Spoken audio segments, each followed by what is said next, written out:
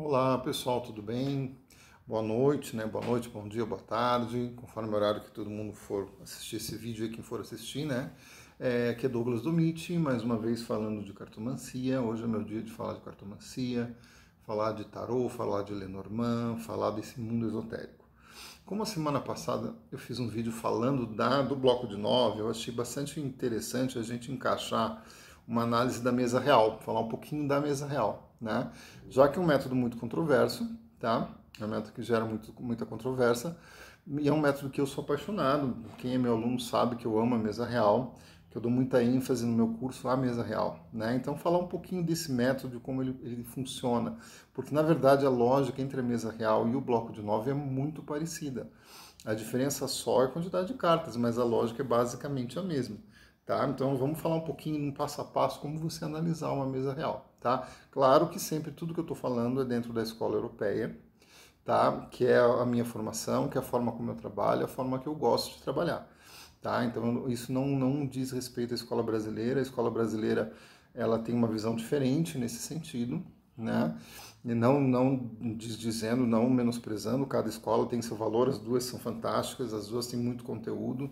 Eu mesmo tive muita dúvidas, uma época de trabalhar com a brasileira ou com a europeia, porque as duas são fantásticas. Mas o meu coração acabou falando mais alto para a escola europeia. Tá? Eu já estou com uma mesa aqui que eu pus as cartas assim como elas estavam na caixa, então não foi nenhuma mesa para ninguém, para cliente, para mim, nem para ninguém. Eu só pus aqui porque eu não vou ler a mesa, porque senão isso ia ficar muito demorado. É só para a gente falar de alguns aspectos interessantes, de uma comparação como nós fizemos a semana passada com o bloco de 9, tá? Então eu vou baixar um pouquinho a câmera aqui para vocês olharem a mesa, tá bom? Vamos puxar aqui uma posição que vocês consigam ver a mesa real. Aí, dá para ter uma ideia aqui da mesa real, né? Bom, como vocês podem ver, na escola europeia nós trabalhamos com os 4 linhas de 8, né? De 8 cartas e 8 colunas aqui, né? Nós vamos trabalhar nesse sentido. E uma linha por último aqui de 4 cartas, que é chamada a famosa linha do destino, tá? Qual o primeiro ponto importante da gente analisar numa consulta? A posição que sai o consulente. Aqui vamos supor que o consulente fosse uma mulher, o consulente está nessa posição, tá? A lógica é muito similar à lógica do bloco de 9. Lembra que eu falei do bloco de 9 dos cantos, que são as posições, que são os espelhos, que é o que vem de fora na vida do consulente? Então, aqui nós vamos ter as cartas das pontas também como que vem de fora na vida do consulente. Tá? Por isso que quando o consulente, eu vou puxar aqui a consulente, né? Ela sai numa das pontas, ó, ela sai numa das pontas aqui, ela não está em equilíbrio, ela está sobre os fatores externos. Esses fatores externos estão dominando a vida dela. Então são as posições que não são legais do consulente sair, as 4 pontas. Tá? Assim como a linha do destino. A gente fala que a linha do destino é uma posição, é o que está fora da vida do consulente. Eu vejo a linha do destino muitas vezes como um aviso para o consulente, que ele tem que tomar cuidado numa área, muitas vezes, da vida dele. Então, se a consulente sai aqui, mostra que ela não está olhando para a vida dela de forma equilibrada. Então, a linha do destino, essas são posições de desequilíbrio. Lembram que no bloco de 9 eu falava que a carta central vai determinar como a pessoa está vendo a vida dela, como aquela área, aquela pergunta que foi feita? Então, aqui o central, quando o consulente sai nessas posições centrais, mostra que ele está com consciência da vida dele.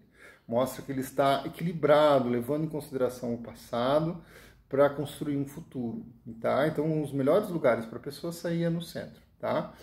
Os passos para a gente ler uma mesa real sempre começa onde sai o consulente. O que quer dizer ele estar nessa posição do jogo? A partir de onde ele sai, nós vamos olhar o que está em volta do consulente, no caso aqui dessa cliente, né? Até 2 casas a gente vai olhar essas cartas aqui para ver o momento de vida dela, aquilo que ela está vivenciando, aquilo que ela está passando. E a gente vai olhar o longe, né?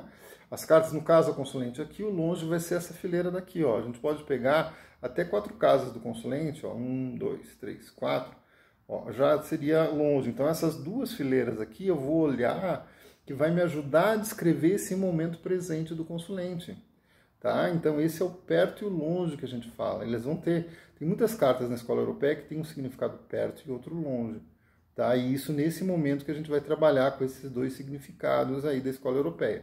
do perto e do longe. Então a gente vai olhar nesse sentido, tá? Para ter uma ideia de como está essa situação desse consulente aqui. Esse é o primeiro passo de uma mesa real, tá bom? Depois disso, nós vamos partir para as cartas temas. Muitas vezes aqui você já vê uma carta tema, por exemplo, aqui no caso dessa consulente, ela tem embaixo dela já aliança. Então a questão de compromissos, relacionamentos, né? Pode ser uma questão importante para ela nesse momento aqui. Vamos, né? Claro que a gente está fazendo um chute.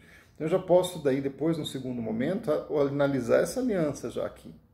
E ela me fala, eu estou preocupado com questões profissionais, vamos supor. Na forma como eu trabalho com a Lua. Então a Lua aqui passa a ser o central. Eu vou fazer o mesmo processo. Olhar as cartas em volta, até 2 casas, né? Bom, vai ficar tudo isso. Eu vou olhar as cartas longe, a partir de 4 cartas. Então essas 3 linhas aqui eu vou olhar em função daquela Lua que está aqui, né? Para ver como é que está a situação profissional dela, né? Tá? E assim vou para cartas temas, vou para o peixes aqui, fazer o mesmo processo, né? Eu falei da aliança, vou para o coração, e assim vai, tá? Analisando a mesa real. Ela tem uma divisão muito importante na escola europeia, a questão da lateralidade. Por exemplo, as cartas da direita, elas descrevem a da esquerda. Então essa cobra está cortada pela foice. Então a gente sabe que o perigo está sendo cortado, está acabando esse perigo, né? A montanha está descrevendo os caminhos. Então a gente vê que são decisões difíceis que essa pessoa tem que tomar. E assim vai. Assim como as cartas de cima, elas pesam sobre as de baixo. É o que a gente chama da lei da gravidade na escola europeia. Então as cartas que estão em cima, elas vão ter uma influência forte sobre a de baixo. Então, por exemplo, aqui nós temos um chicote sobre uma cegonha. Então essas mudanças são mudanças difíceis, doloridas que estão para vir aqui, tá? Um exemplo, né? Claro que eu estou falando assim genericamente, mas para a gente entender. Tá? Então esse é o processo, essa dinâmica mais ou menos que nós vamos executar. Olhar o que está em volta, olhar o que está no centro, olhar a posição do consulente, o que está perto e o que está longe. Isso é uma dinâmica básica, existem daí a partir disso outras técnicas que nós vamos utilizar para entender essa mesa real, para poder fazer, tem daí o encadeamento, a mensagem oculta, a cavalaria, tem uma série de técnicas que a gente vai complementar, mas você fazendo isso, eu sempre converso muito com a Odete, né? E a gente sempre fala, a Odete fala para mim que o tradicional realmente da escola europeia é o perto e longe, é a técnica mais importante, né, que a gente vai ter realmente na escola europeia. A mesma Odete sempre fala isso para mim. Mesmo as casas, a gente vai analisar as casas como um complemento de informações daquilo que a gente está vendo perto e longe. Então você não faz a leitura baseado nas casas, você faz a leitura baseado no perto e no longe, e as casas vão te dar mais informações, elas vão preencher esse conteúdo que você está trabalhando a partir do perto e longe. Tá certo, gente? Espero que tenha ficado claro para vocês um pouquinho da forma como eu trabalho, como eu ensino, né? Nos meus cursos eu vou falar muito disso, eu vou trabalhar muito, a gente vai fazer uma mesa por aula praticamente depois do primeiro mês. Toda aula a gente está fazendo uma mesa para um aluno, que vai ajudar o aluno a se olhar nesse processo, né? E também vai ver vai entender a dinâmica da mesa. Até hoje eu tenho alunos que me mandam, né, mensagem: ô professor, aquilo que o senhor falou na aula lá que a gente leu aconteceu. Né? Então é um processo muito bacana nos cursos. Né? Logo novas turmas, eu estou numa fase um pouco enrolada com questões pessoais de cachorro, que a gente pegou aqui um cachorro da rua e daí estamos se organizando com ele, né? Então, mas logo eu devo resolver isso daí e já começamos com novas turmas de novo, tá? Um abraço a todos, me sigam nas redes, Douglas Omite no Instagram e no YouTube.